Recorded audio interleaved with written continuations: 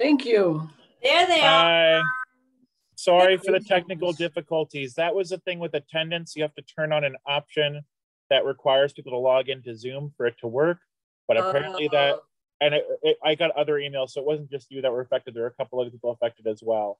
So apologies for that. Learn and learn. Yep. So let's just get started and admit people, and I'm going to make you all co-host now. Thank you for your patience, and I'm sorry about that. There was no way to know. Now we know. Right. And the 12 that left are back. Wait. Yes. We had 12 people, and we got them in and told them that. So I'm going to admit all.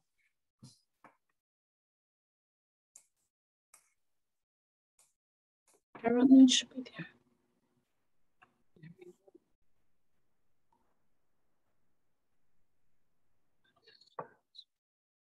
Thanks everyone for joining us. Apologies for tonight's technical difficulties, and thank you for bearing with us. My name's Chris Morgan. I'm the adult programming librarian at the Newburgh Free Library, and welcome to the second session of the Small Business Bootcamp, Turning Your Hobby into a Business. Just a reminder that these meetings are recorded and will be sent out to all of the registrants afterwards. We are doing something new this year that was mentioned before, and that we are offering a certificate to those who complete the Small Business Bootcamp series. And as part of that, we're taking attendance for this. So if you could make sure that your name is your Zoom name, that would be very helpful. Or if not, we're also going to be sending out a quiz to verify attendance as well for those that watch the recording. You can have that option as well too. But in observance of time and trying to get things started, I'm going to pass things over to our partner, Ellen, at the City of Newburgh. Hi, everyone. Thanks so much for your patience. We love technology, but I know at times it can be a little frustrating, but we want to welcome everyone here to this second session. And as Chris has said, my name is Ellen Fillo, Director of Community Development for the City of Newburgh. And I'll put my contact information in the chat as well if people need to reach out to me. Like Chris had said, we want to make sure we keep moving things along. So I'm going to pass my introduction along to Miss Sylvia or Miss Lily from SBA. Thank you.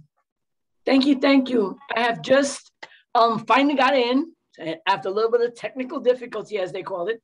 I'm from the SBA. I'm an economic development specialist. Together with Ellen, we created a co-sponsorship agreement to allow us to work together at no additional cost to you, so we can bring you these wonderful webinars. I just want to say thank you for joining us. This should be lots of fun. I'm learning something new every day.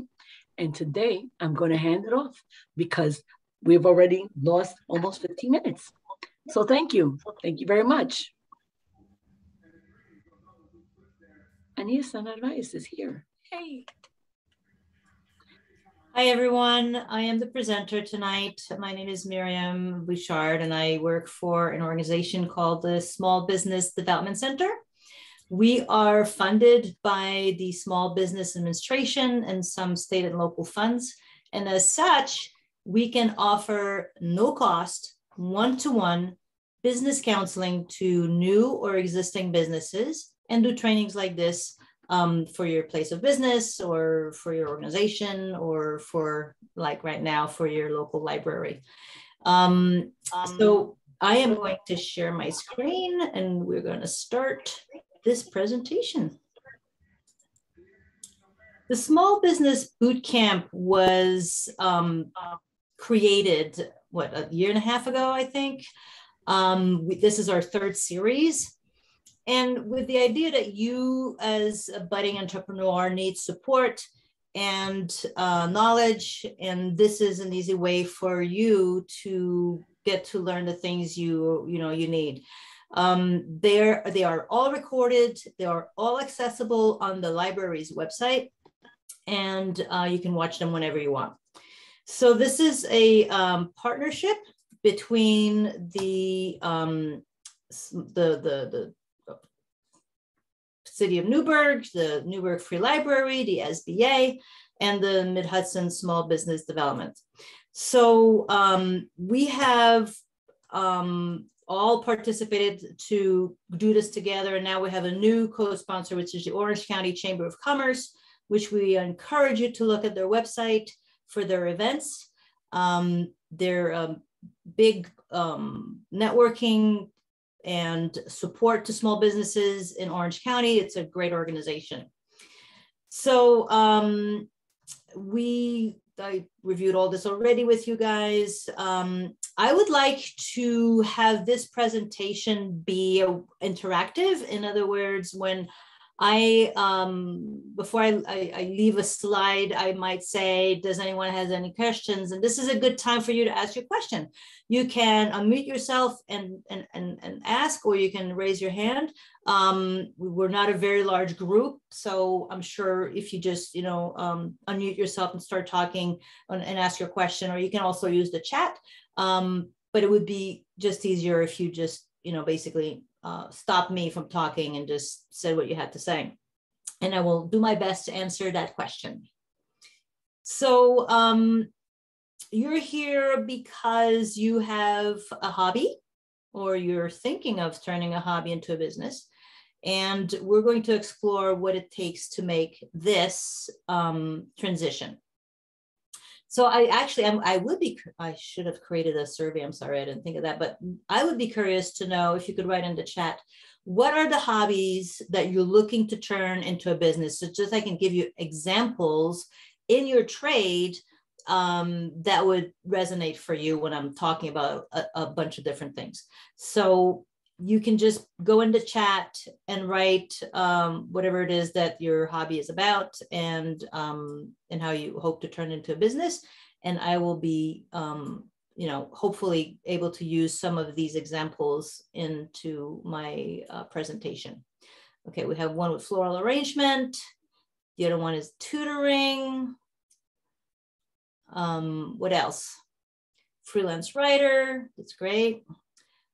Cook food from Jamaica. What else? Anyone else? Medical billing, coding. Well, medical billing is not exactly a hobby, but everything I'm going to say today is going to help you with getting your business off the ground. So honestly, it doesn't matter if it's a hobby or not, but if it's a hobby, then I can use that as an example. Online ecom, I don't know what that is. E-commerce, I'll probably. Perfumes, okay, e-commerce, okay. Great, so I'll keep my eyes open. You would like to open a restaurant. So that's awesome. Thank you so much for sharing. So basically, you have a hobby, you're like, I want to make more money out of this, or I want to make money out of this. When would you know that that's a good thing, or that's a good time? So you realize as you're reviewing your personal budget that you're investing in the business side of your hobby a lot, and that it's a little bit more than it used to be, and you're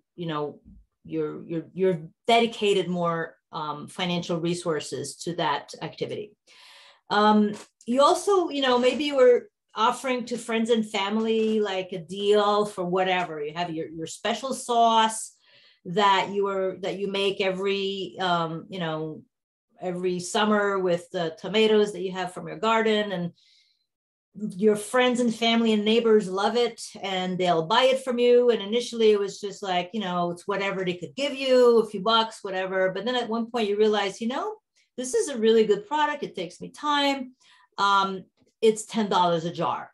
And you realized that there was value to it, and you made it a very clear and statement, so to speak, that this product that you're making, even just for fun, has value. So all of a sudden it's a different thing.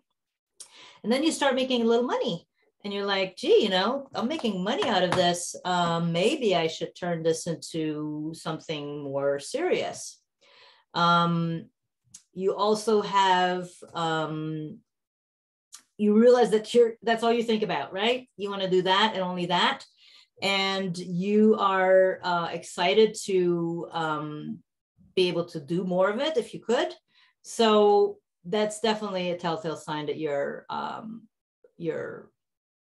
probably ready to move on to the next level. So there's a saying that if you choose a job you love, and then you'll never work a day in your life, which is true, especially if you're doing something that you're passionate about. And when I say passionate, I mean you need to love it in a way that nothing else, meets it. Because the first thing you're going to think about in the morning and the last thing you're going to think about at night is that. So if it's not a passion, if it's not a labor of love, if it's not something you really, really believe about, it's going to be hard. It's going to be hard. So, so it's better to start with something that you're truly, and I mean truly, in love with. Then this, for those who are on iPhones, you may not be able to read the little cartoon, but it basically says, it's two dogs talking, and one says to the other, looking at the stick, the applications are limitless. And it's a little humor, but what it means is like you will have to find with your service or your product, you'll have to be clear as to what problem you are trying to solve. It's really common when one starts a business out of a hobby to not have real clarity because they kind of fell into it. So you want to bring clarity to your business so that you can really, to your business idea, so you can really shine in that respect. And knowing what problem you are solving will really bring that clarity. There is a lot of, beauty in being your own boss. I noted there are a lot of my clients, when I ask you, why do you want to start your business? They have all this fantasy of like, you never have to look at your watch. Nobody's breathing down your neck. You make your own decisions. Nobody judges you for those decisions, and so on and so forth. And all these are true. But in addition, you are responsible. If you don't show up, then the company doesn't run if you're the only person. If you're even a small company with employees that depend on your direction, you have to be able to be present. So there's a lot of responsibility in that sense. So before you start, asking yourself, should I be my own boss? You want to really do an inventory, a personal inventory of your likes, your dislikes, what's your dream, what you really hope to accomplish with this. You really make a real in-depth assessment, personal assessment, because this will change your life. I've seen more people put time in organizing their vacation or 1 week vacation. They put more planning into doing a 1 week vacation than they do in starting a business. So if you learn anything about tonight, if you remember anything, it will be this. You need to think it through. Talking to families and friends is wonderful because they know you best.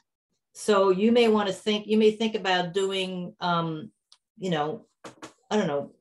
boarding, and they're going to ask you, but you don't even like dogs. Why are you doing this?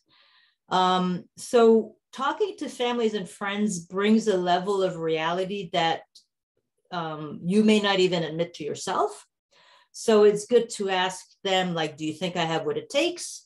Do I have, what do you think I need to know? What do you think I need to learn? What are my weaknesses? what are my strengths. Friends and family know you best. Always try to get a mentor in your field. Why? Because every industry is unique. Every trade is unique.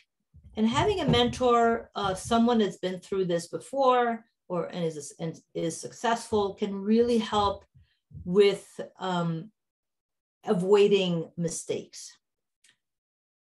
Mistakes on your own dime are costly. So I always encourage people to work in the trade first. You are interested in opening a restaurant, but you haven't worked in a restaurant before, and really encourage you to work in a restaurant and start at the bottom. If you're a dishwasher, that's great. If you're even a busboy or busgirl, that's great too, because you learn a lot on the floor. Waiter, back of the house, front of the house, whatever job you can get.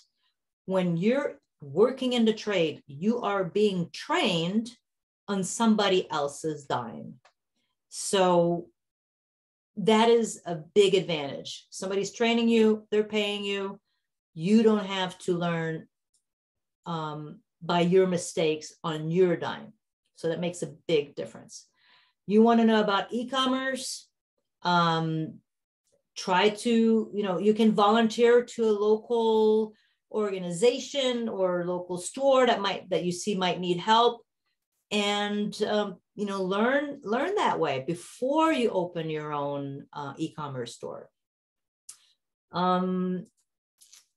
Before I move on to the next slide, I'm going to take a little moment here. Does anyone have any questions? You can put them in the chat, you can raise your hand, or you can just talk.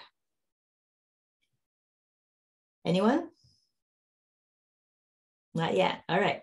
So remember, a hobby is something you do for fun when you're not at work, right? So, but if you make it your livelihood, then you have to be willing to put the time that it will take to launch the business, to make your customers happy, to meet deadlines, and so on and so forth. Another little humor for those who can't see because it's on your phone. It says, my hobbies are gardening and dairy farming. I like to plant the seed of success and milk my creativity. So I encourage you, before you launch into your making this transition, to have clarity on why you want to do this. There was a whole session on what's your why in the fall. You can look at the recording. It's 45 minutes. It'll give you some food for thought. But it's really important to have clarity on why you want to do this. Like I said, you're going to be breathing it and dreaming it and thinking it. It will be front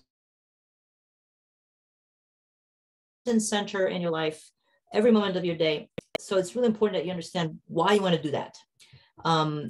This helps with, this process can really be helpful if you define the values that lead your actions and decisions. So basically, especially now with Gen X and not Gen X, for millennials and Gen Zs, they buy with, they are aligned with their personal values. They will not support a business that is not in line with their personal values. So it's something that has to be, again, stated front and center.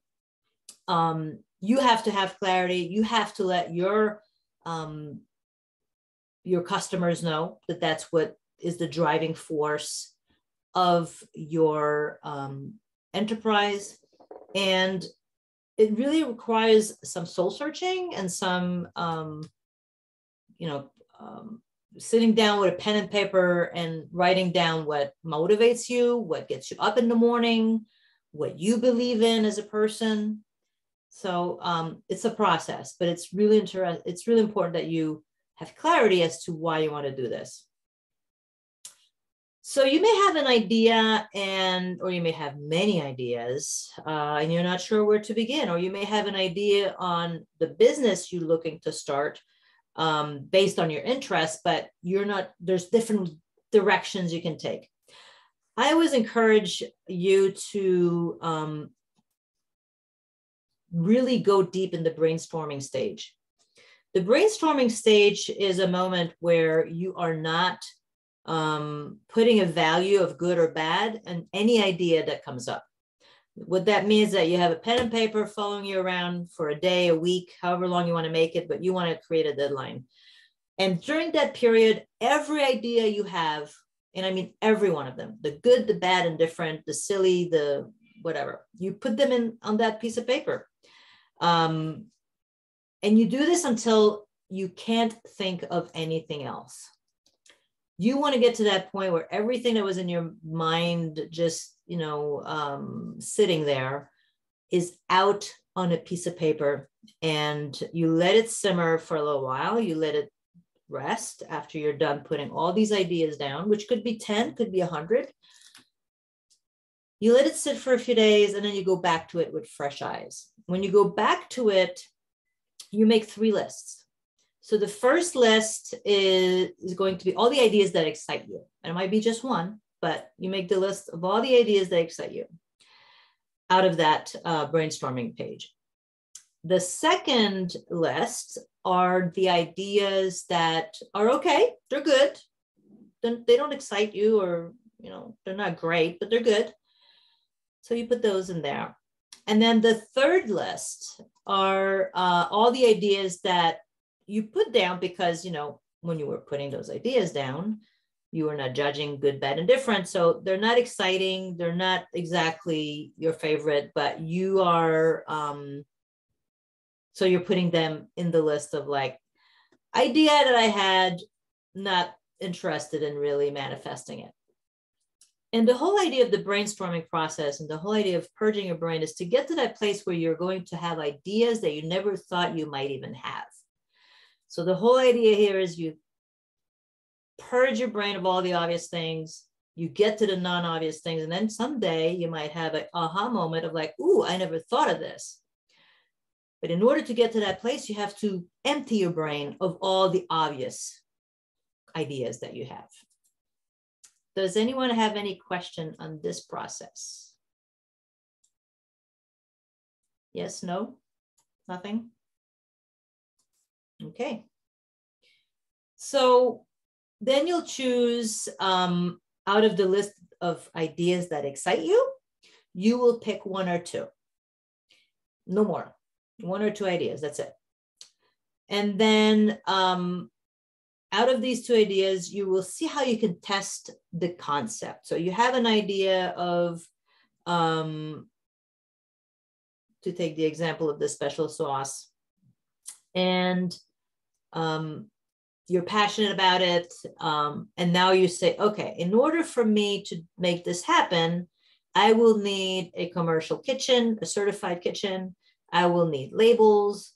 I will need some CPU codes. I'll need, basic things, right? To make this shelf ready. And then you start small, right? So you don't go out by, 5,000 jars. You go out and buy 50 jars and you fill it with your special sauce, and you get all the labeling right, which is, there are a lot of things I'm not getting into detail tonight because otherwise we'd be here till midnight. But FYI, if you're going to put a label on cosmetics or food or anything, it has to be FDA approved. So just remember that. You just can't just put a label on something. It has to be according to FDA standards. That's all on FDA website, by the way. So you want to scale your concept to something that's manageable so you can measure, and most importantly, get feedback. So let's say, to take an example, everyone can understand my special sauce. I'm canning it. I decided to make 50 jars, and I go to the local eatery or foodie grocery store, and I say, listen, I have a special sauce. I would like to see if you'd be interested in selling it. And I will be doing a demo here every Saturday and Sunday, you know, for the next few weeks, if you let me. And while you're doing the demos, you're getting feedback from people, right? They like it, it's salty, it's hot, it's too sweet, it's too whatever. You're getting feedback from people and you're keeping track. And then you see how the sales are going. And you tell the grocery person or the foodie place that you're just testing, doing a market test and in their store because you believe that that's your target market. So that's a good way to see if you're going, if that is something that you want to do. Plus you know, during that small batch, you measure the time it takes, what it costs you to make it, both from getting the jars to getting the products that go in the jar, to the labels, to the boxes, because you'll have to carry them. So you need boxes with inserts so they don't, you know, break. There's a lot that go into this. So as you're exploring and researching and doing a small batch, you are keeping note of everything so that you know where you're heading. Do you have any questions?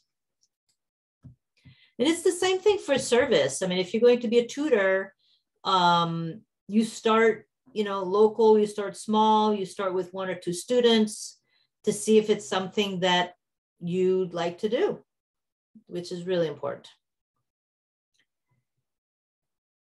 So for those who are on their phones, it's a little small image that said, if you want to turn your hobby into a full-time gig, you start small and scale up. So just so you know, I read the bio of the founder of Nike, and he started selling his running shoes, the first pair of Nike, out of the trunk of his car. He would go to track meets and he would open the trunk of his car and he would say, I have shoes to sell. You can try them if you want. If you don't like them, you don't have to buy them. And he did this for years, like many years. And they operated, they basically lived, worked, and warehoused everything in this one place for 10 years. They didn't they didn't have a profit for 10 years. It really took years. It really took years. So thank you. So the Newburgh Free Library put Shoe Dog by Phil Knight. That's the URL to that book I was telling you about. It's really inspiring, I believe, to read books about others that have made it, because you realize it's very humbling. We always look at their successes as being like, oh yeah, right, it was easy. It's never easy. Success is not easy. So it's good to see the hardships of successful companies and seeing how do they come that big. Microsoft started in a dorm. I mean, Facebook started in a dorm. There used to be Gateway computers. Do you remember the Gateway computers were shipped in these boxes that had cow designs? Am I aging myself? But well, these were 2 guys in like late teens that were putting computers together in their garage, and they lived in the countryside where they were surrounded by cows. And that's where this concept came about. They were like, let's just do that design. And that's how it came about. And Gateway, until its demise, was a pretty big computer company. They did pretty well for a while. They started small. Small and slow will help you avoid costly mistakes. So while you're exploring the trajectory of the startup of your business, you may have to pivot. You may have to change the way you were thinking about one thing, or change the design completely. And at this junction, you should not be hesitating to do that if you need it.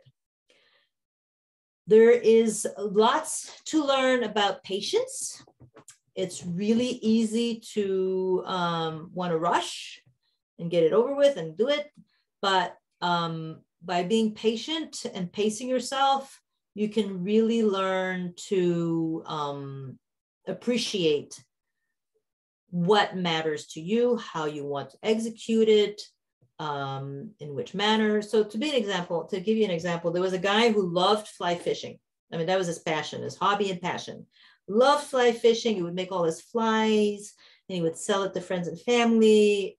All his time off was spent in the river. It was also, he would go on trips every year. He would bring friends and family, would organize everything for them. He never did it for the money. And then he decided, he was like, you know, and people were asking all the time. I mean, the interest and the growth of the interest was such that he was like, well, maybe I should charge for this, right?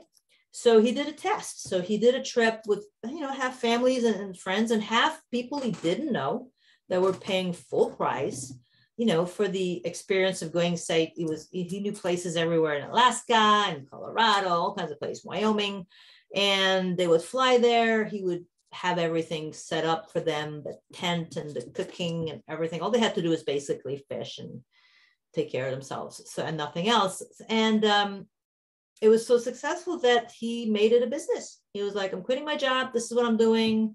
He did the math. He did his homework. And whatever, you know, because I'm assuming you're working while you're exploring this opportunity of turning your hobby into a business or even just starting a business, you want to put in your day-to-day life a set amount of time. So it could be first thing in the morning, you spend half an hour. I mean, I know we're busy and it's the kids and it's so many things are pulling our strings. But if you don't put the time, it's going to be really hard to get the knowledge and know what to do next. There's someone who made a comment, says about a startup. Vineyard Vines Company also had this sort of story of a slow start before becoming successful. Before I move on to the next slide, are there any questions? Something you may think about your business idea. We're good? Don't be shy. And because you think it's cute, it doesn't mean everybody else thinks it's cute. So I had a client, and I kid you not, if she's listening, I apologize in advance. It's no disrespect to you. But I just didn't have the heart to tell her at the time. This was many, many years ago. She was making macrame lampshades. It's a thing. And she had like dozens and dozens of lampshades that she had made. I mean, her basement was filled with macrame lampshades that she wanted to turn into a business. So to follow these concepts, because this is very basic, you know, starting a business 101 sort of thing. I said, well, have you tried selling them? And she says, yes. And she says, but, you know, it's like there's no interest. I'm like, have you tried getting stores that do decor, maybe have them on consignment? So no, she hadn't tried that. So she was going to try that. But then it turns out at some point during the meeting that she shows me some photos on her phone of her lamps. And I didn't have the heart to say it, but I would not buy it. I mean, they were not like, you know, the nice little lampshade and macrame. They were these pieces. They were huge. I mean, it was like a statement. If you put that in your bedroom or your dining room or living room, when people would walk in, they would say, oh my God, what's that? And maybe not, oh my God, what's that? Like, wow, it'd be, oh my God, what's that? Because they didn't look so good. So if you can't find buyers, if nobody's willing to take those for free to sell in consignment, you know, when I say for free, it's like they don't have to put any money. There's no risk to them. It's sitting on their shelves and it will sell or it won't. But if it does, they make money. If it doesn't sell, they don't. If they're not even willing to take any of your goods on consignment, usually not a good sign. It doesn't mean because you think it's exciting that there's a market. So you want to make sure that you do your research, right? The same way that, you know, I had a client who wanted to start a retail store. She wanted to have a women's clothing store. And I said, well, why do you want to do that? And she says, oh, I love shopping. And I said, you love shopping, but you know, that's really different than having a retail store. She says, oh, but I know, I just know I'm going to like it. And to that I suggested, because it was just before the holidays, like, you know, October or something, I said, why don't you get a retail job? Because, you know, they prevail just temporary for a couple months, usually before the holidays. Why don't you get a retail job, Macy's or any of these stores, see if you like it. Because there's a big difference between being a shopper and responding to shoppers' needs. It's two different things. It's not an equation, okay? There's a big difference between loving to read and then writing a book. These are examples that are not, I'm not taking this, you know, out of nowhere, out of thin air. These are people that said, I love reading, I want to write a book. It's two different things. They're two different activities, completely different. Very different. You love to cook, but now if you have a restaurant, you have to be serving customers. Whole different ballgame. You have to have now, not only do you have customers, but you have employees. It's really hard to do it in a restaurant by yourself. Even food trucks are really hard to run on your own. You usually need help. And it's not an equation, okay? So really think about what you're looking to do and if it's really serving the need of what it is that you're thinking of doing.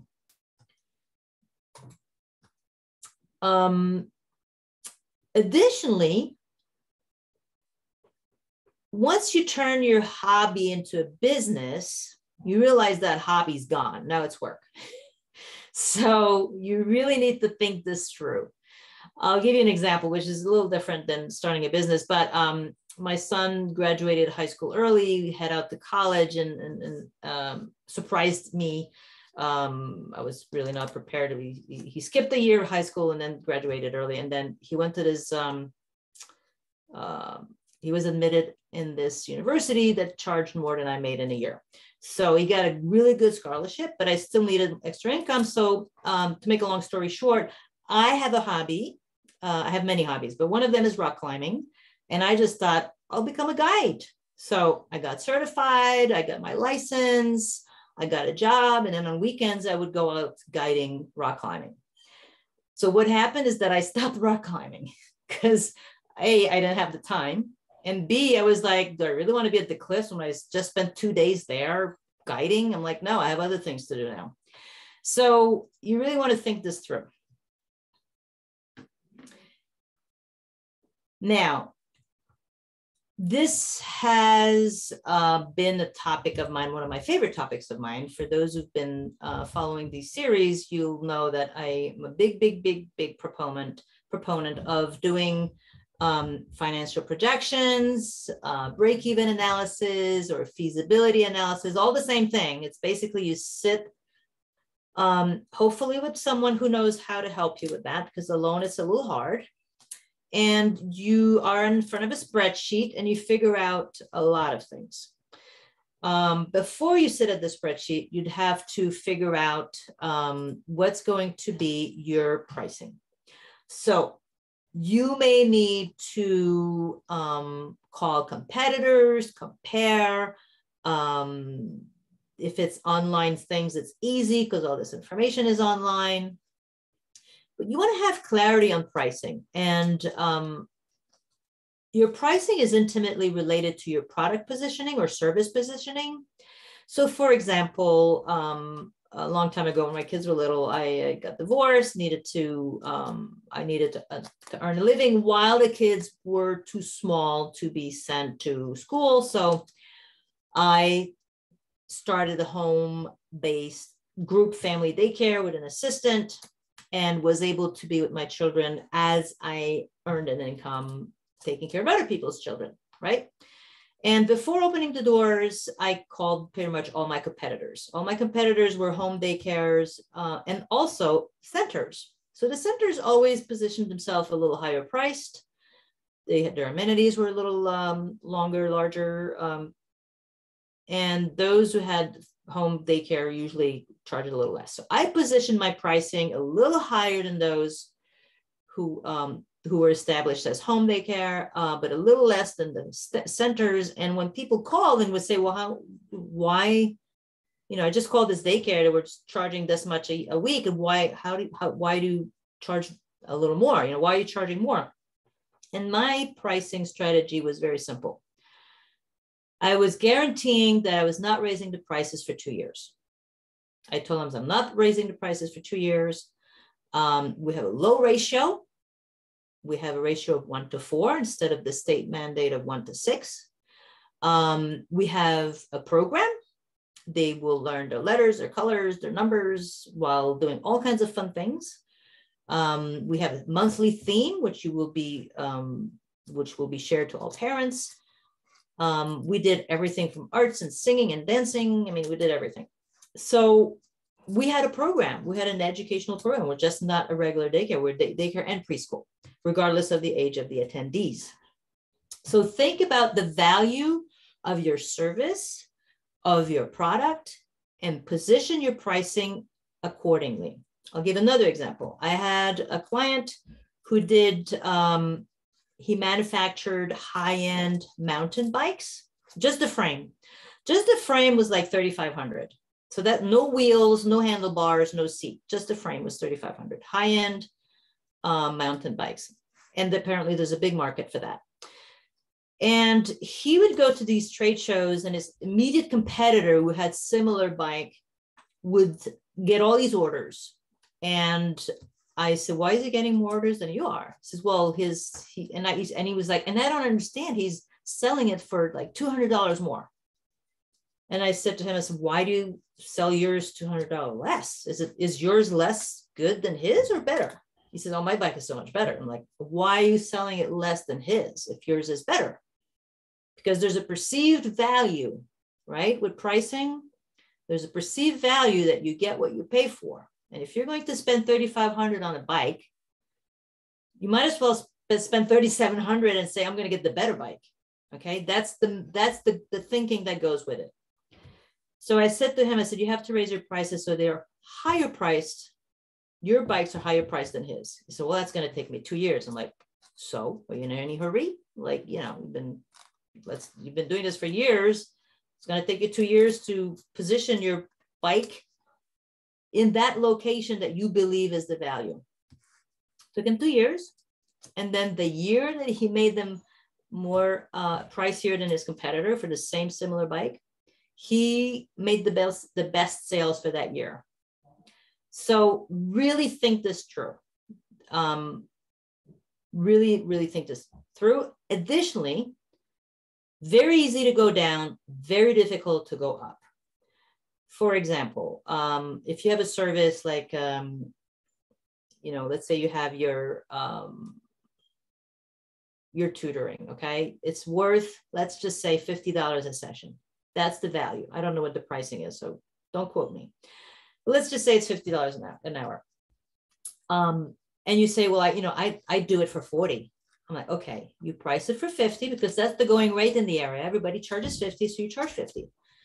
But you can give discounts to single parents, people whose immediate family member is in the military, to veterans family. You can give discounts to those who have to support elderly parents or kids in college. I mean, you can make the list you want, but you can bring it down. But what you're telling the world is that this is a $50 value, but I'm willing to go down because of these reasons of people I'd like to support and give a break. It could be that your child needs tutoring, but because they're going to fail their year if they don't get math tutoring, but you're unemployed right now. So how are you going to afford that? So there's all kinds of ways where you can bring your pricing down, but you make sure that the value is clearly stated and respected. we could go on and on in pricing, but I'd love to know if anyone has any questions. No questions? Okay. So pricing is an art. It's also a science, and it has to be researched. So once you have your pricing, then if it's a good, you want to have clarity on what this costs. So if you know, for example, to come back to my sauce idea. So no one will pay more than $10 a jar for spaghetti sauce, for example, right? That's the ceiling of what the market can bear, given that it's just like a 6-ounce jar. It's a tiny little thing, right? But it's costing you, when you're adding your organic tomatoes and your special whatever sauce you're putting in there, and all the ingredients and everything else and the time and all that, it's costing you like at least $4 or $5. So that's 40 or 50%, right? To manufacture it. If you don't have a really great sense of how much it costs you to do a thing, manufacture, usually that's where the cost of goods comes from, you will probably lose money. I'll give another example. I had a client who could not understand, they had pickles, could not understand why they were losing money. So I said, what's your cost of good? They said, well, we think it's this much. And I'm like, what do you mean you think it's this much? You've never done the math? He says, no, we just don't have time. If you don't have time to sit down and do the math, you probably should not be doing it. You probably should not be selling it. When they did sit down and did the math, it turns out they were selling their jars for $6, right? And their jars were costing them $7 to make. And that's why they were losing money. So pricing strategy, cost of goods, if you have products, really, really important. I had a client who was, there are a lot of artists that fall into doing a business. It's a very common thing. They're good at one thing and then it becomes a business, and no different than you starting, a hobby, turning a hobby into a business. And he was making these very high-end leather belts, and he was selling them for like $100 or something. They had these nice buckles and everything else, but he would literally spend 25 hours on them. So he basically made $4 an hour. And that's not even counting the material. So when you're thinking about variable costs, you want to think about your time as well. Everything from, if you go to trade shows. So a lot of people say, I'm going to go to farmer's market and sell my stuff, because that's easy, right? You go to farmer's market, you don't have to pay rent. It's just a little table fee.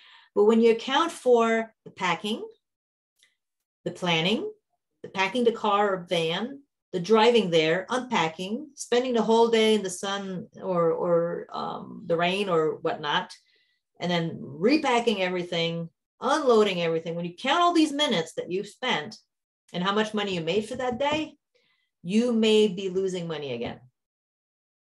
You can give yourself like a baseline, like $15 an hour, $20 an hour. Like that's what you should be making at all times. Otherwise, it's a hobby, which is fine.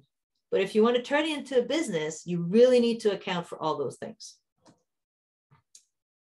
Then you have what's called your fixed costs. So your variable costs vary because the more you sell, the more it costs you. So the more you sell tomato sauce, the more you have to buy jars and tomatoes and all that to replace your inventory. So the more these costs, will increase. The less you sell, the lesser these costs will be. But fixed costs are there no matter what.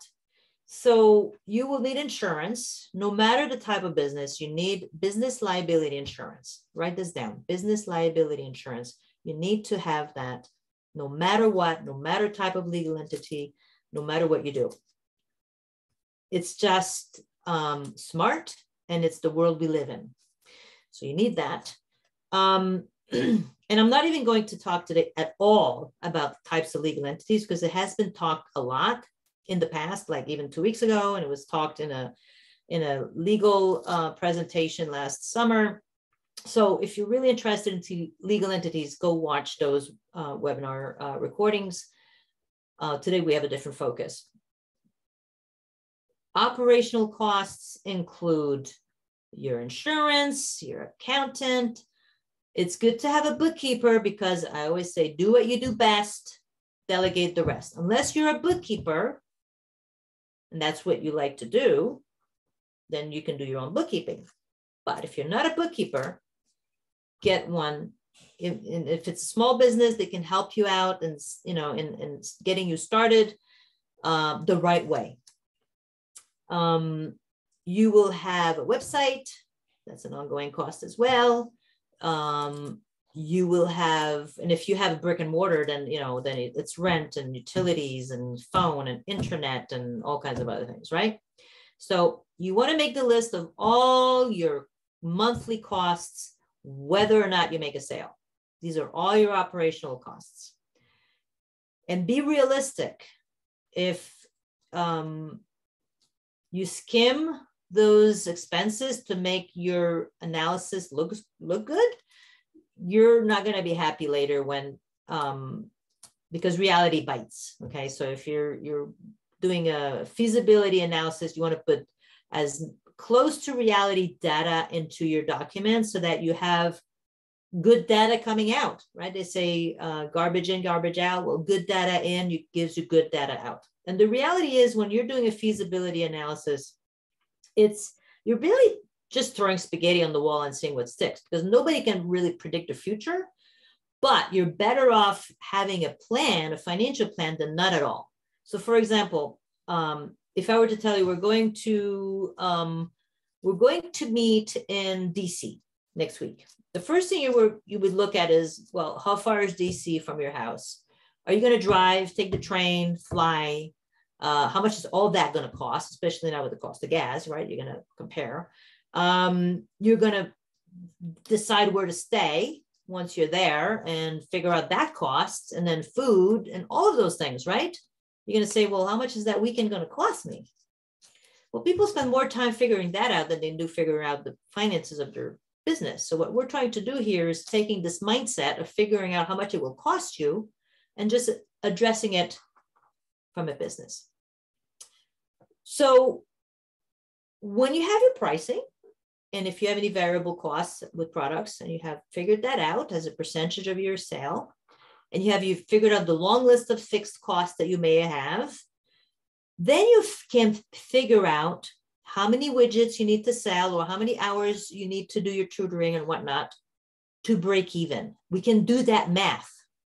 That is very easy. Once you have this data, you sit down with someone like me, it'll literally take you 10 minutes, 15. And I'll be able to tell you need to work X amount of, you need to tutor X amount of hours per week to turn this into a livelihood, and can also be phased in. So for example, you still want to, I always say, don't quit your job yet. Let's just see what this needs to support you. And it might be that that now you need to support yourself and the business. And it's no longer just a little hobby you do on the side, but it's something you're going to do for real with, not just friends and family, but strangers. You have other responsibilities to bring forth, as mentioned, into having like a website and insurance and all that.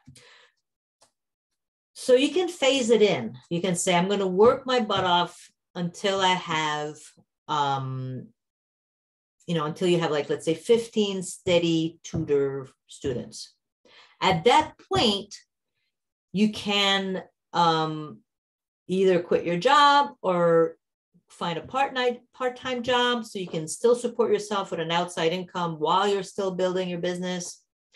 And then with this math, you can know how many hours or how many bowls of whatever that you're making, or how many ounces of perfume you're going to manufacture. You can figure out exactly that number, what it takes for you to support yourself and the business and quit your job.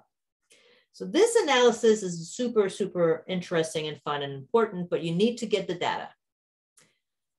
Also, it will help you figure out, you will need to figure out your startup costs. And that's everything from you'll need a logo, you'll need a legal entity, you'll need to pay insurance. The insurance will not be monthly, but in your budget, you will put it monthly, but you will prepay it for the year. And then every month you score a little money aside so that in the following year, when you have to fish out whatever, $1,000 or $2,000, you know where that money is coming from.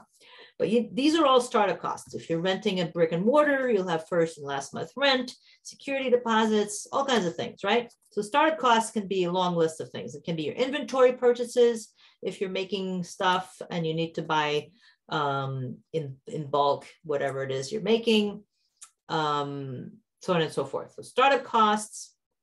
And then once you have your startup costs and we know what it takes to break even, we can figure out how much funding will you need to make this work. By the way, you're all going to get the slides in an email tomorrow, in case you're wondering. You'll have them as a PDF and you'll get the recording as well. So your funding will be based on your monthly expenses, your projected income, and your startup costs. And then with all this information, we can figure out how much it will take exactly, pretty much exactly, to make it work. The number one reason why small businesses fail is because of cash flow issues. What that means is that you start month one and you don't have all the clients you need, and month two, you don't have all the clients you need. And it may take 6, 10, 12 months before you get to that place where you actually break even, where you have enough clients, where you have enough sales to support yourself in the business. Well, during that time, you need money in the bank. And if you don't have that money in the bank, you will not be able to pay your bills. So that is the cash flow. That's the money in the bank is called cash flow.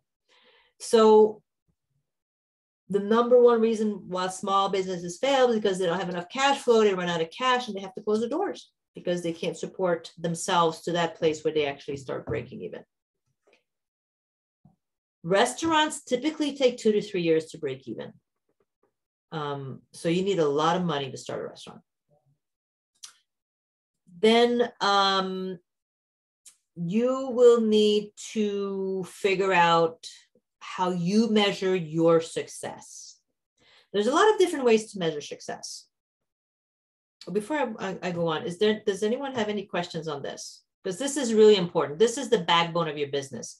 Doing a feasibility analysis when you're thinking about starting a business. I've done literally thousands because I've been an advisor for 20 years. I've had a lot of business ideas where in the middle of dinner, I'll go, oh my God, this is so cool. And I literally run to my computer, do this. It takes 10 minutes now, 15 minutes. And I come back, I'm like, no, this is not going to work. I'd have to work 80 hours a week. No, it's not going to work. So this can really give you a lot of information. Do you have any questions before we move on to the next topic? Anyone? You can either unmute. Question. Yes, Marie. Yes. Okay. As far as the startup cost is concerned, seeing that I don't have a startup cost, whatever I need, I just take from my personal account and start up with the intent that hopefully that something will sell. And I just keep a running total of what I put into the business from my personal, and hopefully will be able to retrieve that at some point in time. One of the biggest problems I have is the pricing, because I do acrylic paintings. And everybody I ask, they say, consider the time that you put in and the cost of your supplies. Okay, you buy a tube of paint, it lasts you a long time. How do you equate that? I don't know, and nobody can answer that question. And when I price, then I look, oh, it's too low. And they said, no, it needs to be high. And then I open a shop on Etsy, and I look at my pricing and I look at others, and it varies. It's very hard to come up with a pricing schedule. So everything is measurable. I have one of my clients who's a glass blower, and it took him months, weeks, but most like months, to figure out exactly how much time it took him to make these little, he makes glasses and cups, all kinds of things, right? And what he had to do literally was to write down the minute he started to work on it, write down the minute he started, working on it. And then at the end of the day, he was wrapping them all up and doing all kinds of other things. He had like sheets of paper of data. Wow. Then he would go home and analyze. He would look at that like, okay, so this took me 20 minutes. So on average, a cup from beginning to end, when I have to sand it and wrap it, it's, 20 minutes. And then he can make, therefore, 3 in an hour. And he wants to make a minimum of 50 an hour plus for his personal, plus all his business expenses, which, when you're a glassblower, are astronomical because of fuel. Yeah. So he had to make 100 an hour, right? So he would sell them for 30. He's like, nobody's going to buy that. Well, you guess what? They are. They're buying them for 30 retail stores, and they're selling them for 60. The little glass. Okay. So there is a market for everyone. You have to figure out what it is, what is your cost. And I would keep track of how much you're putting in the business. And I'll tell you why. I do. Okay. I had a client who had a patent, and she had a device that she had a prototype of something she wanted to manufacture. And she had invested, when I asked how much did you invest, she wasn't sure. And I said, well, go back in time and write down all the money you've spent on this. And with patents and prototypes, you can go back and figure out, because it's not cheap. She had invested $35,000 in this. Ooh. And she would go with her prototype to different places, and nobody was really interested in it. And finding a manufacturer that was willing to do it, she would have had to place an order for like 10,000 of those for a manufacturer to really, Yes. they have to customize all their machines and everything. And that meant, hundreds of thousands of dollars. So she had been working on this for like 10 years. And it always makes me sad because, if from the get-go, she would have done a feasibility analysis, which you can do with just an idea, she would have seen that this would have been not impossible, but she would have known what she was getting herself into. Okay. Yes. But another client who had made 20,000 of these little $10 gizmos and mortgaged her house, because 20,000 times 10, right? It's 200,000. She had mortgaged her house. It had filled her basement with boxes, and nobody wanted to sell them. So people do things like that. So don't be those people. No. Do feasibility analysis, learn from other people's mistakes, or visit your competitor. There's so much you can do and learn from by doing research. And research is not very exciting, but research will save you a lot of money, right? Yes. Okay. Okay. Anyone else? Marie, that satisfied you? Okay. Anyone else? Okay. So you start your business, you want to think about ways you want to measure success. Everybody has their own values as to how to measure success. And you want to have clarity, because that's going to tell you whether or not you're going to make it or break it, right? For some people, it's financial. They're making a profit, then that's how they measure their success, because that's what matters to them.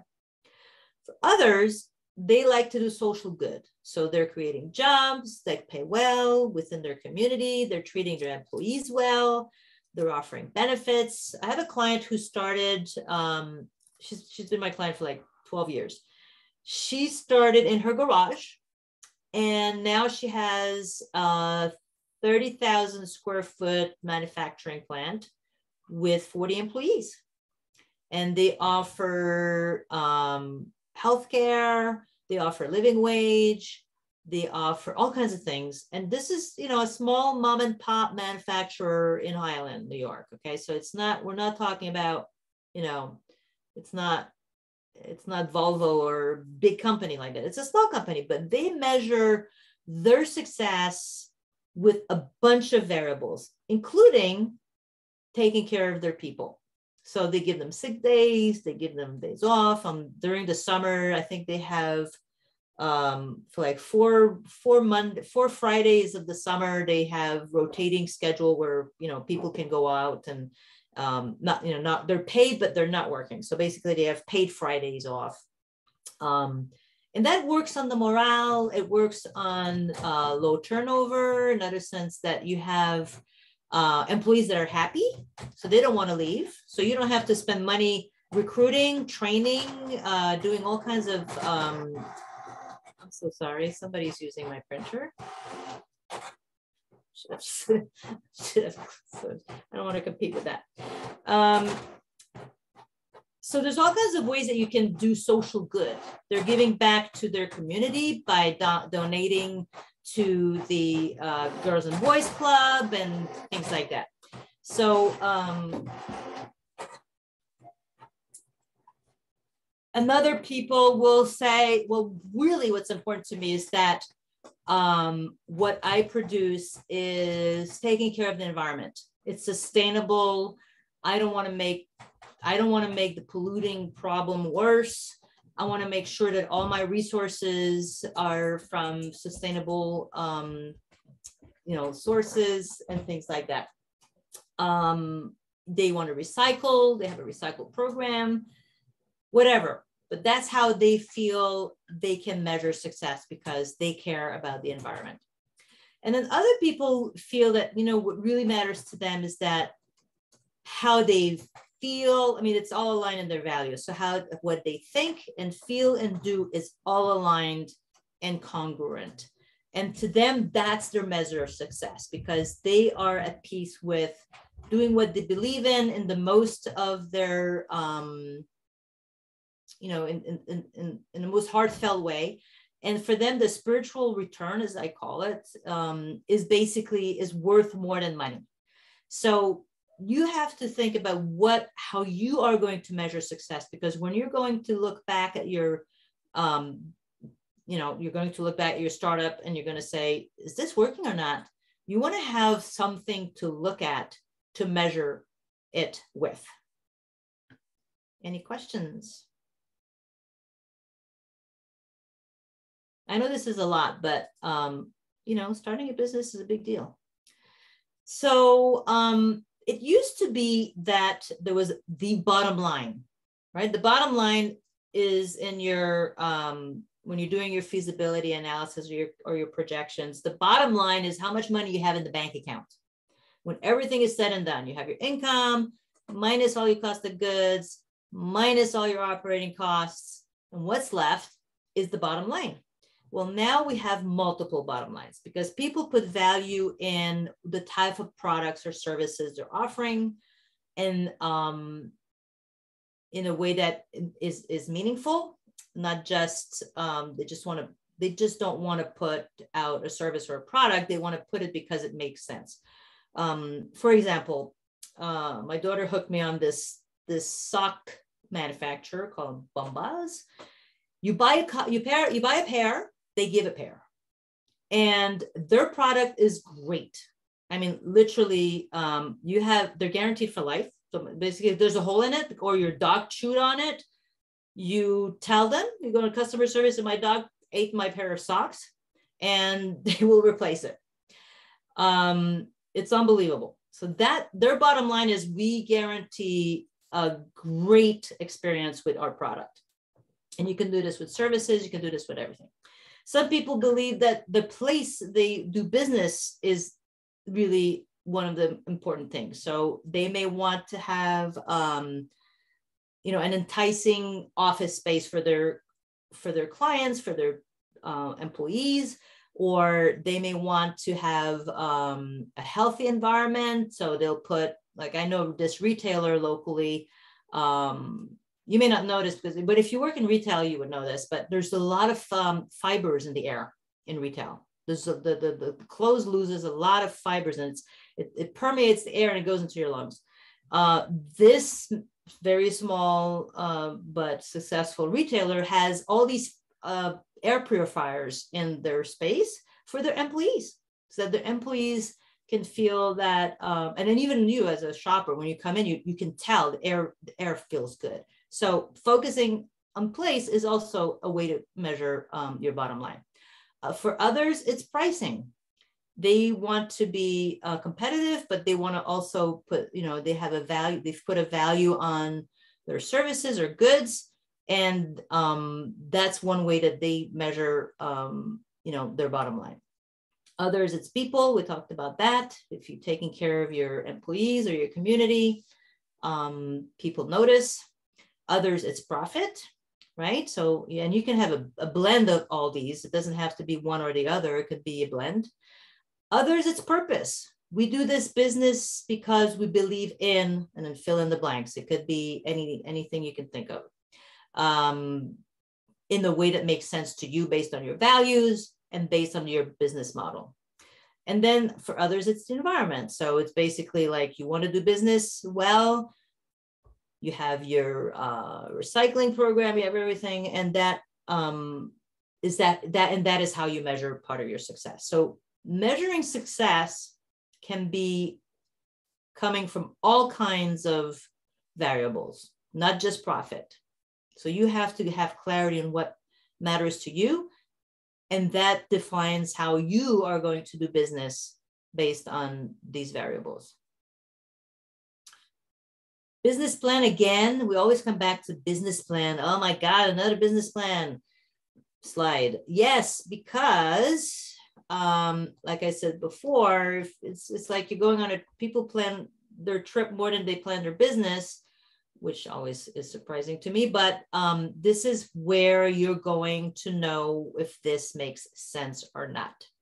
The feasibility analysis comes first, because if the numbers don't add up, don't waste time writing a business plan. Your business model is flawed to begin with. So I always start with the numbers, and with every client that I have, and then if it adds up, it's great. We're like, okay, let's go to the business plan. If it doesn't add up, then they have to go back and think about how they're going to do things. So the business plan answers a lot of questions: the where, what, who, how, and when. So the where is, if you have a brick and mortar, it'll be your location. If you're doing business online or targeting a specific market, it will be your geographic area served. And it's not everyone is going to be your client. Okay, so it's a very specific market. We'll talk about that later. So, and then it's what are you offering? Services, goods, what is it? How are you going to let the world know you exist, right? So you're going to need a marketing strategy. And sadly, when I see a company that's struggling and they're coming to see me, they say, we're really hurting, and I look at their budget and I look at their profit and loss for the last few years. And the one thing they've cut first was marketing. So I look at them, I'm like, I know that this is a discretionary expense. In other words, you can decide to spend it or not, unlike the phone, which you need, unlike the rent, which you need. But if you need more clients, why would you cut your marketing? Because if you want more clients, you'll need to invest more in marketing or better in marketing, but not less. So really think this through with your marketing strategy. A lot of people don't put any budgeting in their marketing, and because they don't know how to market. You can be good at one thing. If you're a terrible marketer, it's just not going to work. So when you think about wearing this entrepreneur hat, think that if you are not a gifted marketer, you'll have to hire somebody, because without marketing, you're not going to have, it's going to be really hard to grow your business. We talked about values. So having a vision and mission statement is great, but you'll also need who are you trying to reach? Who is your target market? Again, it's not everyone. It'll be, I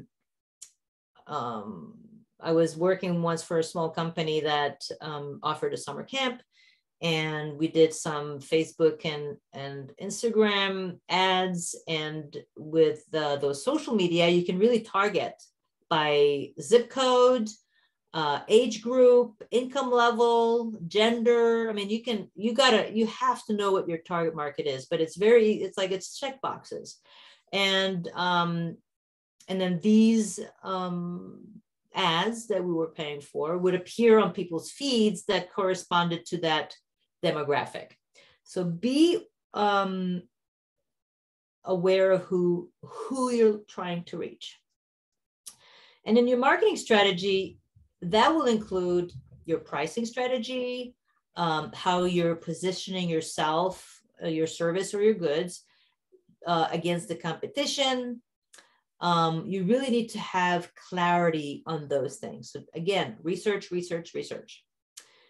It would be great that you have a team, and I'll talk about this a little later, but you want to have, especially if you're going to lenders, you need to have a management team. They will not fund normally an organization that only has one person, because if you get sick or something happens to you, they want to make sure they're going to get their money back. So one way to do that is if you have a management team.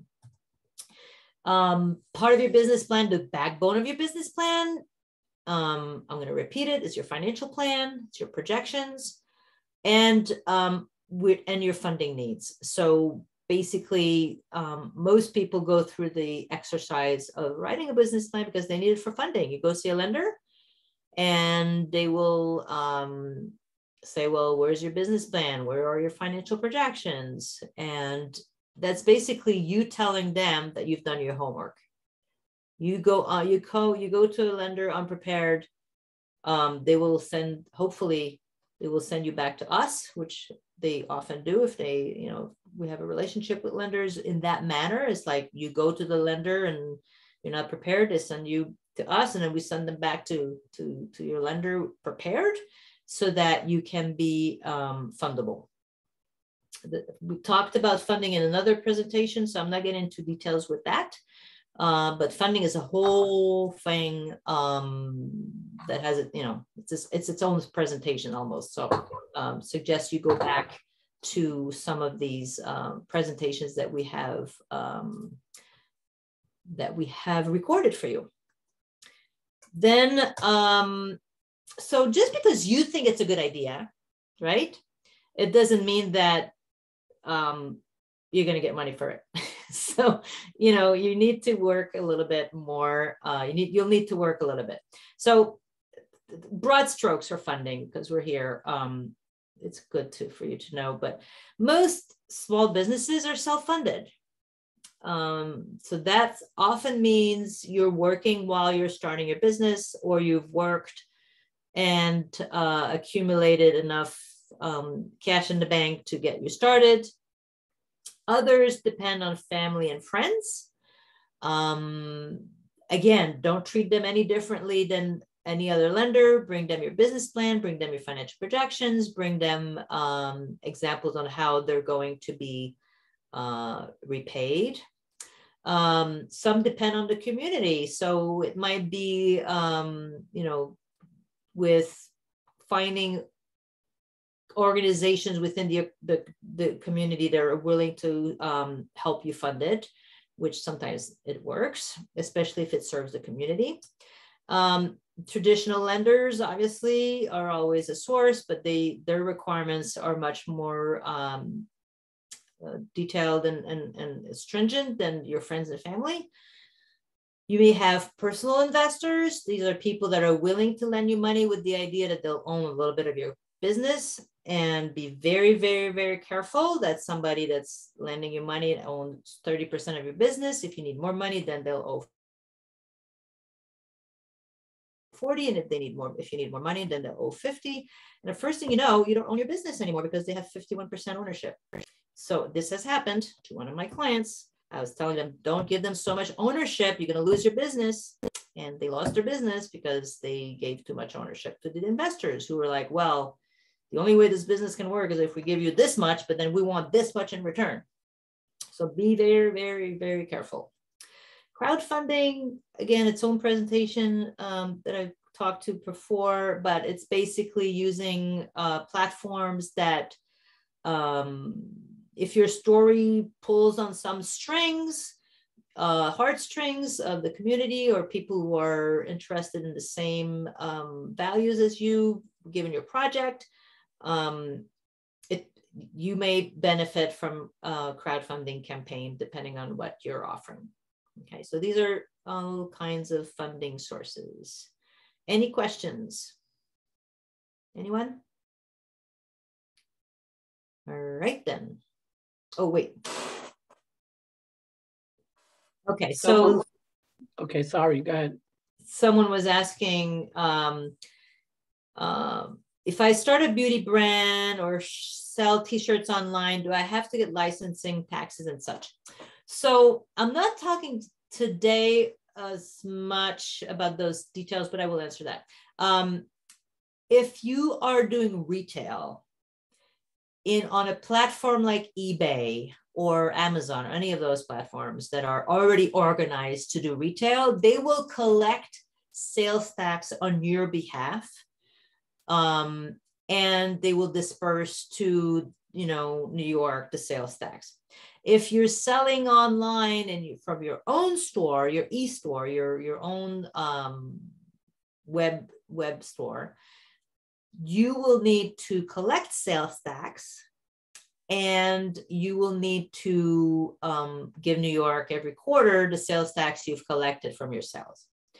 So New York sales tax, Department of Taxation has a very, very detailed website.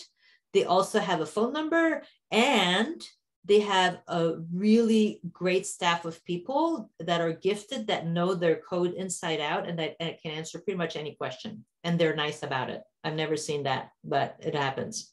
New York State Taxation Department sales tax are really awesome. So their website is great, and the people behind the numbers that you need to call for information are also great. You will need to have an account with them.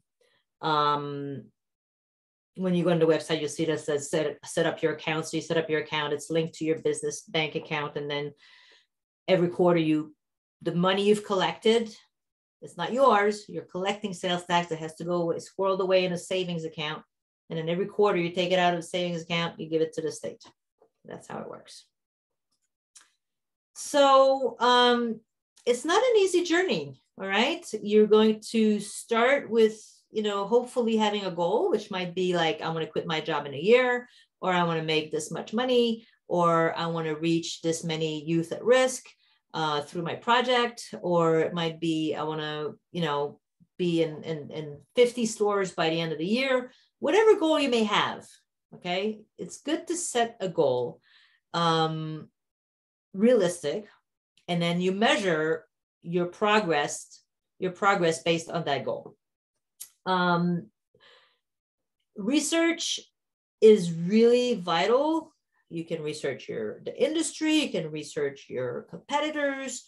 Trade associations are great for this sort of research. You might be able to get data that you can't even get on the internet. If there's information you can't find that's vital for your business, we, New York State Small Business Development Center, have full-time librarians, business librarians, to do research on behalf of our clients at no cost to them. So if you're a client of ours and you're looking to get very specific data that you can't find, or it's in a database that you cannot afford, that our librarians are in a network and they have that access, you can ask them. Basically, you write questions, we forward these questions to them, and then usually 2-3 weeks later, you have a digital packet with hopefully all the answers you need. But doing your research is vital. Oh, one of my favorite scenes in Breaking Bad, for those who've seen the series, is when Mr. White's wife is looking to buy a business to do the money laundering that, that's generated from all the drug sales. And she wants to buy a business that uses cash. So she's thinking, car wash. So she sits in front of this car wash, and literally for days with the baby in the car, and she counts how many cars are going in, what type of cars, what type of service they're getting. I mean, she's writing all kinds of data now, how long it takes them, right? She sees them go in, she sees them go out. She gets all this data, and then goes to the owner and says, I'd like to offer a business. I'd like to buy your business and I'm offering you this much. And he's like, it's not for sale. It's like, and she's like, but I know how much money you're making. And she tells him, I know how much money you're making. This is how much money you're making because you have this many employees, this many cars going in and out, and you're barely breaking even. She says, I'm going to make you money if I buy it from you. So she convinces him to buy the business from him. And then, but she had done her research for days, weeks. She had sat there and taken that data. So do your research. It's worth it. You don't have to reinvent the wheel. Whatever idea you have, or regardless of how original you think it might be, it probably has been done before. So see if you can model your business on another business that's been there and done that, so that you don't have to do it in the dark. Okay. Again, small, start small, scale, test your idea. You don't have to, I have clients they're breaking even, but that you're not breaking even if you're not paying yourself. Okay. If you're just paying your bills and the hundreds of hours you've put in the business is not paid for, you're not breaking even. Breaking even has to account for your time. Footnote, it has to account for your time. So they're not breaking even. They've been doing this for 2 years. They work both full-time at demanding jobs during the week. They're spending the weekends at their business and they have kids. I mean, it's just a crazy lifestyle and they're not making money. And they love their product, their product, and they believe in it and they're passionate about it, but the model didn't work. So we did a feasibility analysis based on this model that they were working on. And then we did another model. And then it was like, this is how they could free themselves from working 80 hours a week and making no money. And then there was a decision they had to make in terms of volume, which was a commitment because they would need to really up their marketing and really up their distribution channels and all of that. But you can measure certain things. So think about your business model, test your idea, and see how you set milestones, set goals, so to speak, right? You set a goal, you say, my goal is this much for the end of the year, but every month I need 10 new clients. Well, if you don't set those milestones, or if you don't meet those milestones, it pretty much means you're not going to meet your goal. If you outpace those milestones, it means things are doing well. And then you have to be mindful that you might need more cash, because the way it works, it might be like you get paid from your clients in 30 days, but you have to meanwhile manufacture and make and deliver, and they're ordering more and more. So you have to invest more and more. And then by the time they pay the bill in 30 days, they're paying the bill of the order they placed, a month ago. Now you're filling in orders that are twice as big, and you have to put out twice as much in material, twice as much in labor, and then you're just getting for half of that.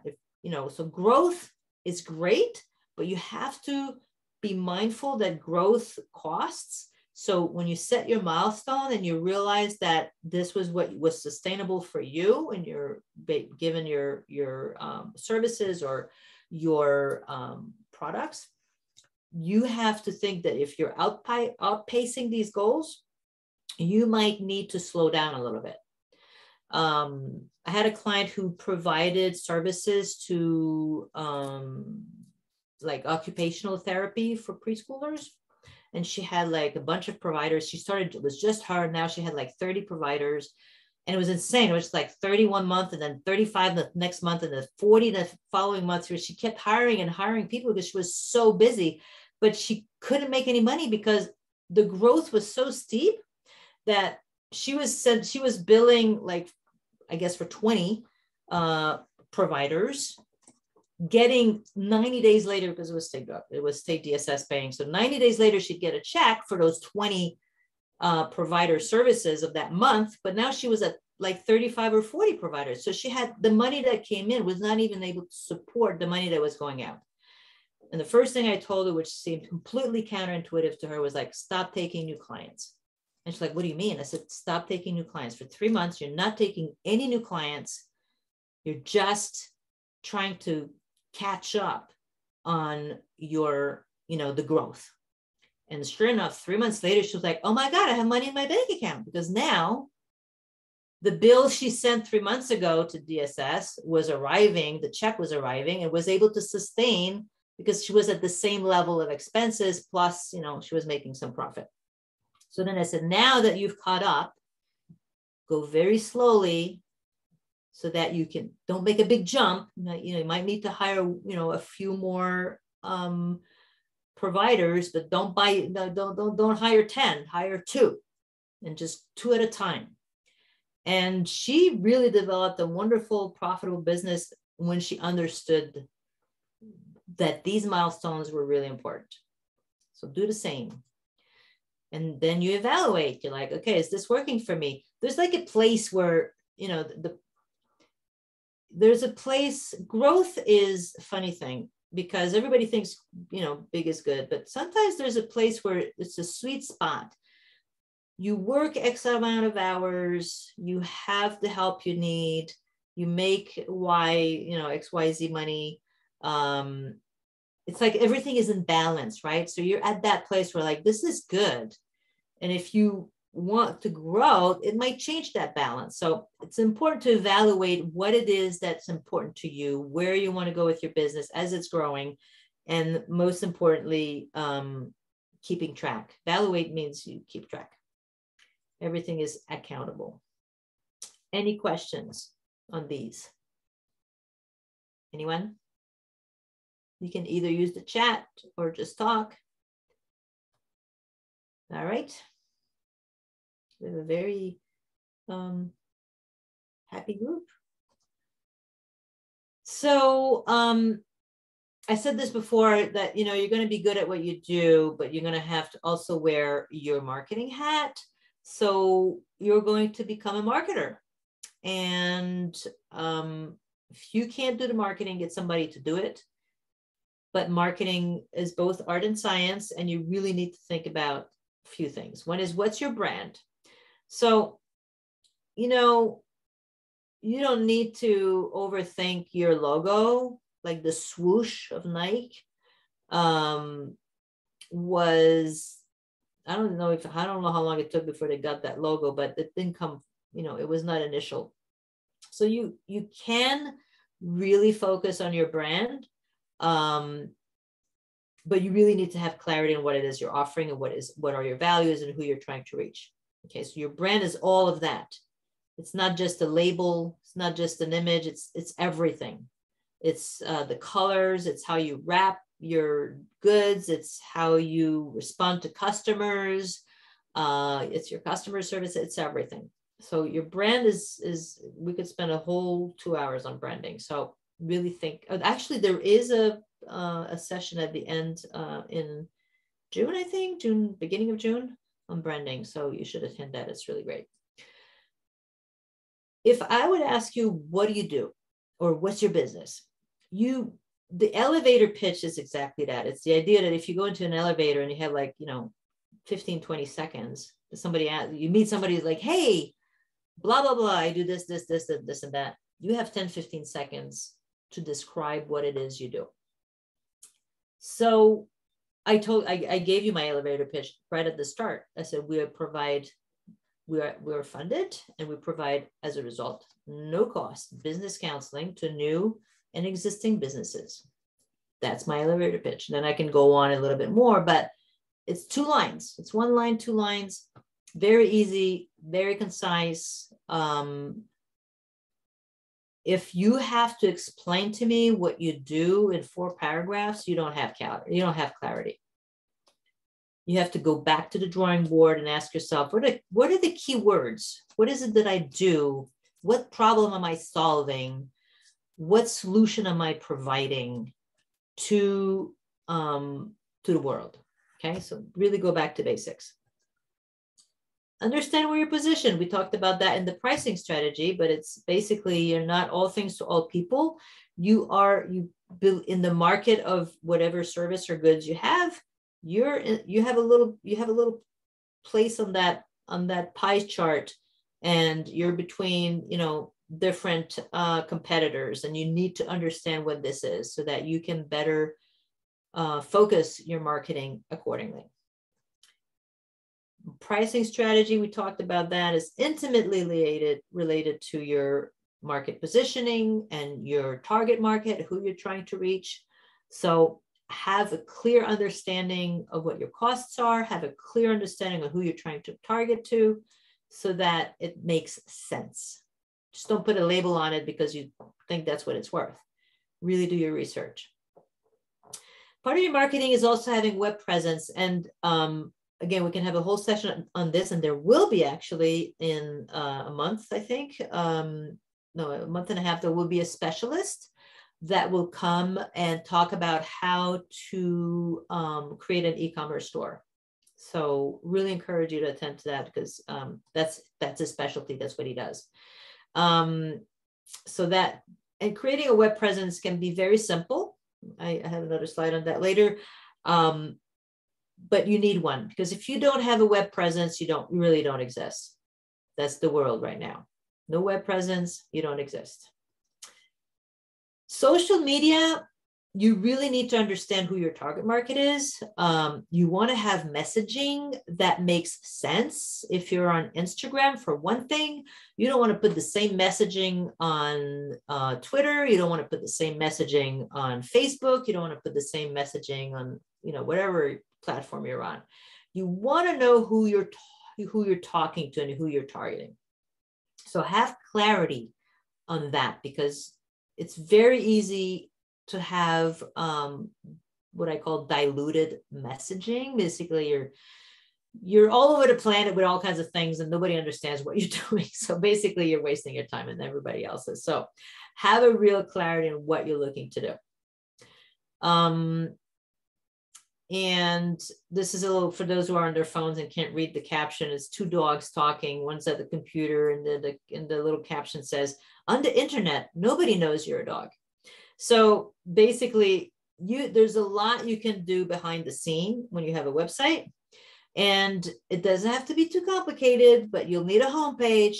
And in the homepage, it has to answer the question of the radio station that everybody listens, which is WIIFM, which stands for, what is in it for me? WIIFM. Everybody listens to that radio station. The minute you're on a new website, you go and you say, what's in it for me? And if you can't answer that in your homepage, I'm not interested to hear about what you have to say. I'm interested to read what you have, what problem you're solving to me. So that has to be on your homepage. And the clearer, the simpler, the better, because you have literally 10 or 15 seconds to keep that person's attention span. And you're the best judge of that. You'll go on a website and you're like, oh, I'm out of here, because they're all over the planet, or they're not answering that question that you're looking to answer. You'll have a page of services or products. Very simple. What do you have to offer? You want an about page, and in the about page, tell me about you. How did this started? Who are you? Why are you the best person to do this? You can have a page on testimonials or happy customers or just a list of customers. Please make your contact page visible. There's nothing that irks me more than when I go on a website and I can't find the contact when I need to connect. Oh my God. My blood pressure shoots up and I have low blood pressure. So trust me, contact, make it visible. That's how people want to find you. Everybody needs a privacy policy. And if you buy through like platforms like Squarespace or GoDaddy and places like that, they already have a privacy policy embedded in your website usually, but make sure it's there. It's the law. And you'll also need to be ADA compliant. Again, if you are buying these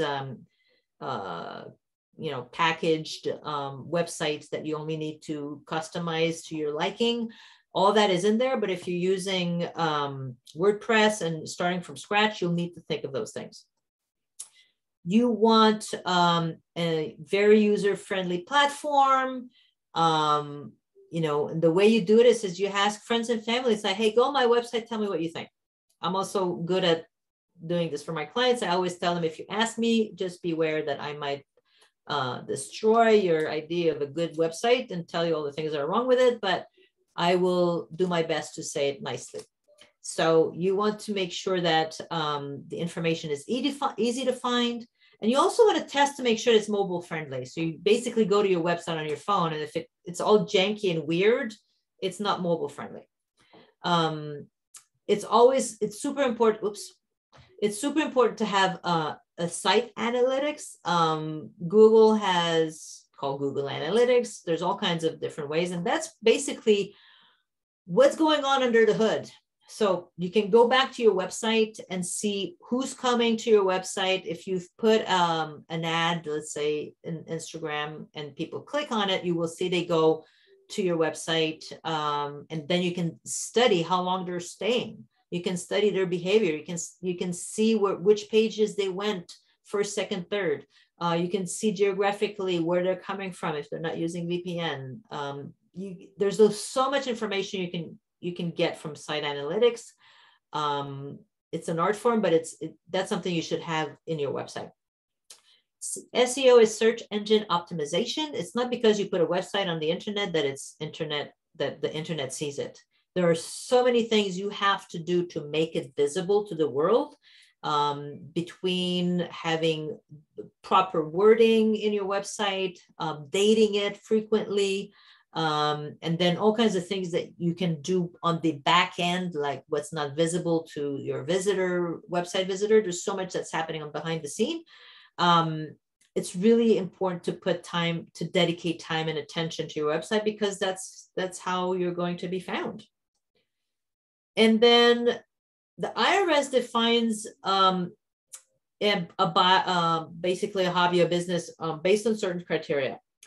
It used to be, and I couldn't, maybe Sylvia, you would know this, but it used to be that if you had on your tax return a business that lost money for 3 years in a row, it used to be 5 years, then it went to 3. IRS would say it's not a business, it's a hobby. So that is correct. Okay. So basically you have you have a 4th year to make, you have 4 years to turn a profit. Otherwise you can't deduct those losses forever on your tax return. So they will evaluate, like, is this a hobby or a business? They'll want to make sure that you keep books, that you're business-like, right? You're not just trying to get tax write-off, but you're really running a business in the right manner. You're not doing this 5 hours a week, right? You're doing this 30, 40 hours a week, because you have intent to make it work. So they want to make sure that your commitment correlates with the intent. And then if you do have losses, well, they're, for example, during the pandemic, that was beyond your control, or losses that are normal. It could be that you're a landscaper or not a snow removal company, but it didn't snow at all that year. Well, that's beyond your control, and it's normal. Things happen like that. Did you change methods of operating the business to improve profit? If so, then that would be considered a business more than a hobby. And do you have what it needs to make it work? So, if you're trying something completely out of your league, just for fun, they're going to see through that. So basically you want to know what you're doing. If you worked successfully in this trade prior to starting your own venture, that's a sign that it's a business and not a hobby. They'll look at years past versus current to see if there's a trend here. And they are going to look at the trajectory of your business with the expectation that in the future, there will be some profits. So these are all variables that IRS will estimate to see if, you know, this is a business or if this is a hobby. Any questions? Okay. Whatever you do, don't do it alone, because it's really hard. You can wear 15 hats, but you're going to realize that it's really hard to keep it all together. So I have mentors about everything I do. I really believe in mentorship. I have a mentor for archery, I have a mentor for rock climbing, I have a mentor for singing, I have mentors for everything, okay, that I like to do. No different also for any business that I've started, and always found somebody that was smarter than me and knew more than me so that they could help me. So find a mentor, super important. And people who are successful and love their trade, they are sometimes very generous of their time and in helping. Not everyone, but some are. So don't be shy to ask. And then you can build a team. It doesn't have to be in-house. Okay, it can be you have an accountant that you can call, you have an attorney that you can call. You can get all kinds of consultants that are specific to your trade. It doesn't have to be an in-house team if you can't afford it, but you certainly need to have specialists around you that can help you. Trade associations are wonderful. They can oftentimes give you so much information that you'd never get anywhere else because that's their specialty. So sometimes being part of a trade association really, really pays dividends. They may have conferences, they may have like on call like specialists within the organization that you can reach out to. So there's really a lot you can do with trade associations in whatever specialty you're looking to do. Do you have any questions? Okay. So now that you're successful, you've launched your business, what's next? Meet with your mentor steadily, once a week, once a month, whatever, but you want to keep that relationship top of mind. You want to have your bookkeeper produce a profit and loss statement every month that you review and understand because you were taught how to read the numbers. They tell a story. So if you did a feasibility analysis at the very start, you're familiar with the format of the profit and loss, and you'll be able to see based on that information if you're on track to reach your goals or not. And if you're not on track, that would be an opportunity to make changes, pivot, so on and so forth. You want to know what's happening in the world, follow trends, read industry magazines, industry research, just be alert on what's up and coming. Look at your competitors. What are they up to? What are they coming up with? How are they advertising this, that, and another? Just listen to what they have to say. And, you know, the road to success is not straight, and it's definitely bumpy. But remember, it's just a bump in the road. It's not the road, right? But most importantly, if you prepare, and by that, you know, a lot of people get impatient and they're like, I just want to start my business. Well, all right, but your impatience is going to get into your way. So be patient, prepare, then you prepare some more, and then you prepare some more again. And the more you prepare, the better you will be in the long run. And sometimes you know, I get the impatience is difficult to manage. Like you just want to get it done and over with and move on and just do your thing. But if you want to, you're doing it for a reason, and one of them is to be successful. And one of the things you want to do is take your time to create a really great foundation that will allow you to be successful. So we encourage, I mean, I don't want to be doom and gloom because I give you all the hard things that you need to do, but we encourage you to start your business because you're the backbone of our economy. Your small businesses are almost, 99% of the firms with paid labor. They're almost 50% of all jobs in this country.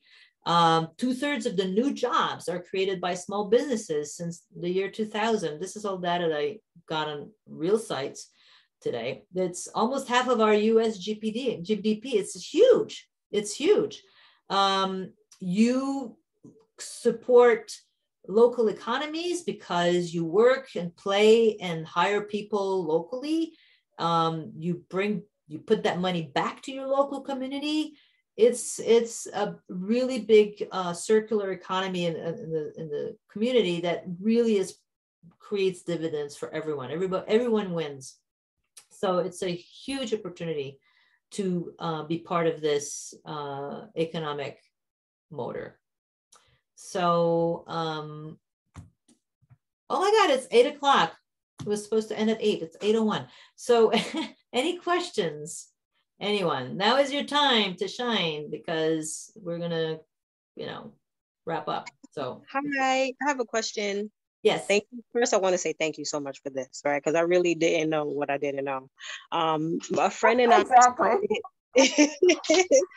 friend and I started a business, I would say like about a year ago, but it's kind of like almost like we started backwards because we just bought, little things. It's like a little girl's clothing accessory line. So we just started selling a lot of random things, going to pop-up shops.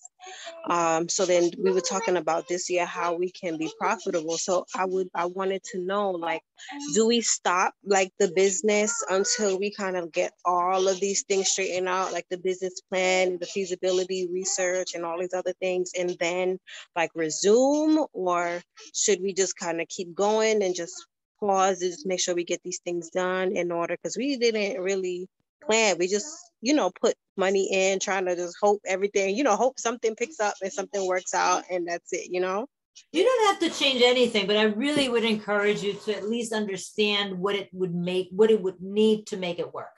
So you can just continue doing what you're doing now. I mean, you don't have to stop everything unless you're losing money, at which point I'd say take a break, do your research, come back to it. But if you're worried about losing momentum, and if you have good relationships you don't want to sever, then I'd say, okay, because I don't exactly know what you're doing, so it's hard to tell you. But I would say you need to make an assessment for sure to see where you're heading. Absolutely. Okay, well, because we really haven't made any money. We did lose. More so she bought a lot of stuff and so on. So we did lose money. We didn't make nowhere close to what we spent. So that's why I was saying, should we just stop and reverse? But I understand what you're saying. So I would definitely take that to her, and we could just kind of do more research and try to navigate everything better. So tomorrow, Chris is going to send you an email with chock full of information. In there is going to be the recording, the PDF of these slides. So you can send it to your friend, your business partner, and say, hey, watch this, and then we can talk. You're also going to have a little survey, which please fill it out. It's 4 questions, but our SBA funders really need to see that. So, and it's also how we know whether or not you liked it and how we can make it better. I liked it. So, yeah, so there's going to be that. And there's going to be, for those who are watching the recording, who couldn't be here tonight in real life, but do want to be part of those who get the certificate for the 6 sessions, we have a little questionnaire that is just 4 or 5 questions that you need to answer so that we know that you've actually watched this video. Okay. So that you can get, so this certificate has, value. So somebody is asking here, okay, so how do we find vendors? Well, I don't know what you're selling, Jadeline, but our librarians up in Albany, depending on your trade, can find you list of distributors or purchasers. You can go to trade shows specific to your industry. If you're catering to gift shops, there are some industry specific gift shop trade shows. I mean, they were on hiatus for 2 years, but it's starting again. You can go to those as a supplier or as a buyer. And then Sylvia said that only a quarter of the businesses survive after 3 years. But those who use SBA resource partners and get one-on-one counseling, they for have free after 5 years, they're in business. 75%, 3/4 are in business after 5 years. And this is real data that has been aggregated. This is not made up. They keep track. So this is really important to understand that the support you get will help. Oh, can I unshare? Could you stop sharing your screen, please? Thank you. Okay. We want to see all the faces. Out there. There's people out there. Hey. Hi. Yes, please. Go ahead. Okay. 3 quick ones. When I opened the email today, it said that for the class that you missed last week, you can go and see it. Will it be on tomorrow? Because I'm kind of tired for tonight to go through another session. Can I see it tomorrow, or is it just for tonight? To see the last class. Tomorrow. I can see tomorrow? Yeah, tomorrow you'll get the recording. Oh, no, it was on there today. It said if you want to see last class, you can click this and see. Anytime. Yes. Okay. And the next question is, one of my issues is marketing. I join different art groups. I have an exhibition coming up, thank God. That's my first. But I'm on Etsy. going into my 5th, 6th week, and many viewers, but no takers. And I don't know how to promote. So the marketing part of that, does your office help us to do that? The marketing? If I called your office, they would give me some assistance on that? Yes, of course. Yes, absolutely. Okay.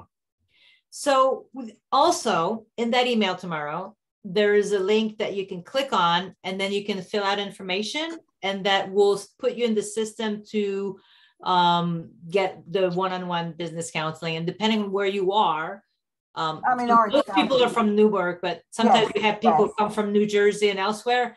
Depending on where you are, you will have you will be directed to the closest center to you. There are 22 centers in New York, and the Mid-Hudson, where I work, covers 6 counties with as many advisors and satellite offices. So we cover pretty much the whole state. Okay. Do we physically come to the office, or it's done in Zoom? It depends on the advisor. I think we're in transition right now. Okay. So it depends on the advisor, I think. Okay. Somebody was asking, how can I set up an appointment? Okay, I answered that. Any other questions you may have before we close up? Well, thank you for coming. Thank you. And thank you for listening. And we will see you in 2 weeks. Absolutely. With a special on starting a business in the food industry. So Jean, who is one of my colleagues, has worked as an advisor forever and has worked at the CIA. So she's very, very familiar with the industry. So hopefully. Okay. I'm not doing the food industry. I'm doing art. Would I benefit from that? You know, you can always learn something. Oh, okay. Always. You always learn something. That's why we're here. Yes. Okay. It's our job to share knowledge. And so this way, these are your tax dollars at work. Everybody should take advantage of every class because there's always something to learn. Always. Okay. I think I did not sign for that one. Okay. Because it's food. Okay. All right. Well, thank you, everybody. Ellen, I'm going to give it. Thank you, Myriam, for a wonderful presentation. That was so much fun to listen to and to really read into. And I want to say thank you. And Miss Ellen, you can close. Thank you, Myriam, and thank you to everyone participating. It was a really, really good session. It was great. I learned a lot. I'm like, wow, maybe I should take one of my hobbies But it's a lot of work. Yeah, you got a resource partner right there to help you. Yeah, exactly. So, yep. So thanks again, everyone, for coming. Thank you, and have a good night. Look forward to seeing you again. Yeah, have a good night, everyone. And if I don't see you, happy Easter, whenever that is. Yep. Yes. Okay. Good night. Bye. Good night.